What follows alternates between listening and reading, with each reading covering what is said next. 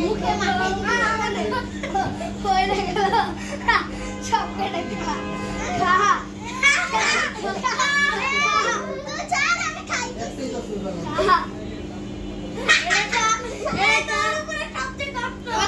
খা